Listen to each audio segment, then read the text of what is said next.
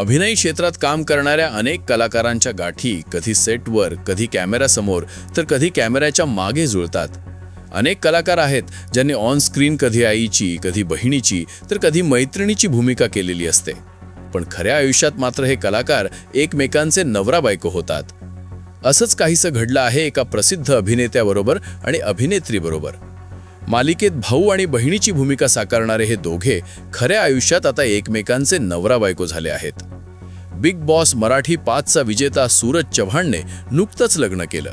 सूरजनंतर प्रसिद्ध मराठी अभिनेता स्वानंद केतकर आणि अभिनेत्री अक्षता आपटे यांनीही लग्न केलं.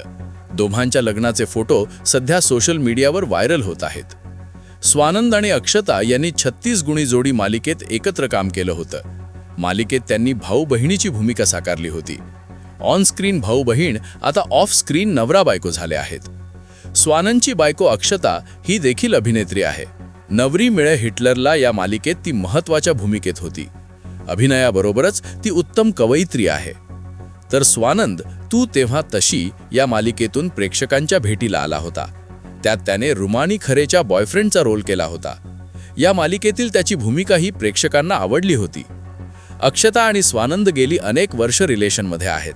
2023 मध्ये दोघांनी साखरपुडा केला होता. साखरपुड्याच्या 2 वर्षांनी दोघांनी लग्न करण्याचा निर्णय घेतला.